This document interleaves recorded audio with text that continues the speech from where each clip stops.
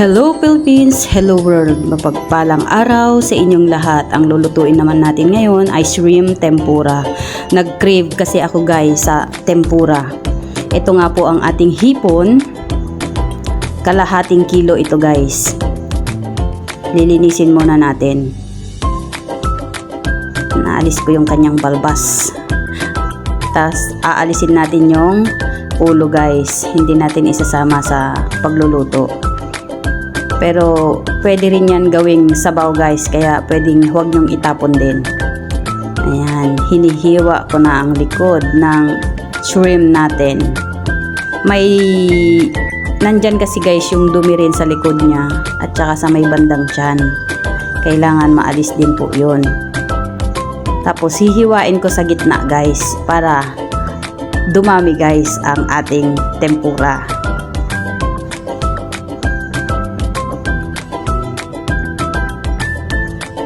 Ganyan lang guys ang paglilinis ng hipon.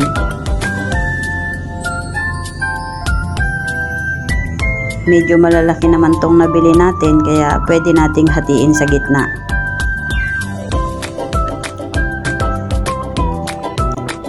Medyo mahal na nga pala ang hipon ngayon guys. 1/4 is 130.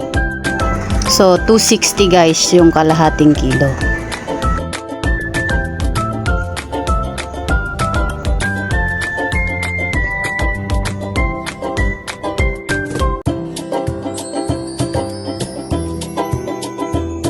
Hihiwa-hiwain ko guys yung banda sa may tiyan niya kasi pagka hindi ito guys hiniwa,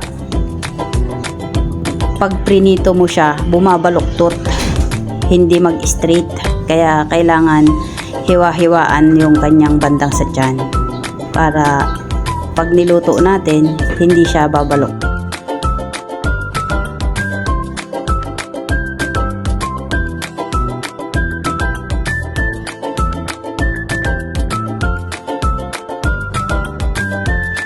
Ingat lang din guys maputol. Kailangan buo pa din.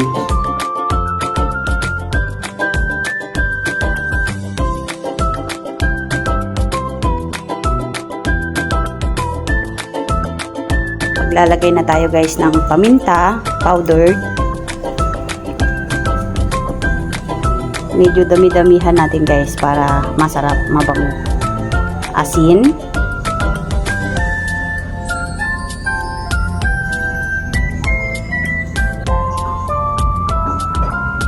Seasoning. Kung gusto nyo ng medyo spicy guys, pwede kayo maglagay ng chili powder. Hindi ako naglagay ngayon. Ito ang ating harina at saka breadcrumbs yun guys. Tapos naglagay ako ng itlog, tsaka harina din, tubig, para dyan natin isasawsaw mamaya. I-dip natin dyan bago natin siya iprito. Ayan, nilagyan ko rin ng paminta guys.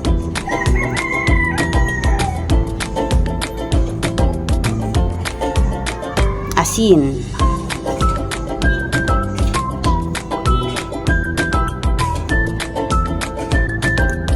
Tapos maglalagay ako dyan guys ng cube ice para malutong-lutong yung ating tempura. Maglalagay na nga tayo ng mantika sa ating lutuan. Ayan guys, bago natin prituhin, i-coat muna natin siya ng harina and breadcrumbs. Tapos isasawsaw natin mamaya doon sa tinimpla natin. Tapos babalik natin dyan. Tapos isawsaw natin ulit para siya ay malutong talaga guys.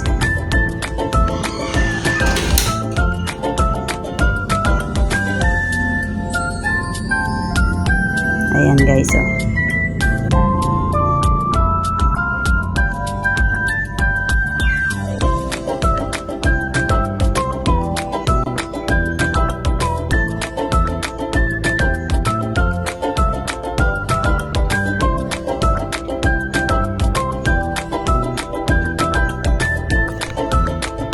Ayan, malapit na maluto guys ang unang salang natin.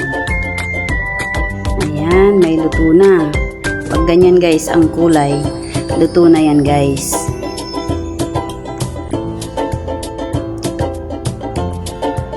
Hello sa inyong mga nanay na katulad ko. Naway naghahanda na rin kayo ng pagkain ng inyong mga anak. Cooking with love mga nanay.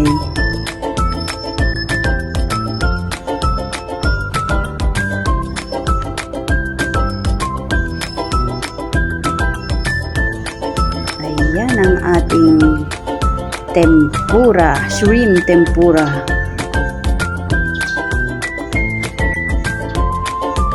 Itsura pa lang guys, masarap na. Ayan, magsalang tayo ulit guys. Ganyan lang guys ang pagluluto ng shrimp tempura.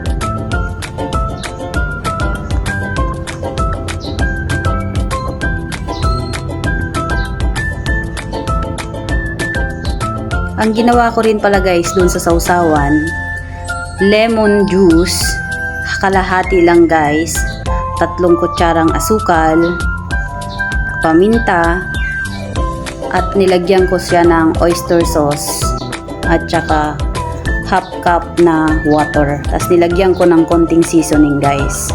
Yun lang ang ginawa kong sausawan niya guys. Ito na nga po ang ating finished product. Salamat guys sa inyong panonood. Please like and share and leave a follow and comment if you want to see more. Ayan, ready na ang ating shrimp tempura. Shout out po sa lahat ng aking mga followers at sa magiging followers at lahat ng nanonood ng aking video. Salamat guys! God bless everyone!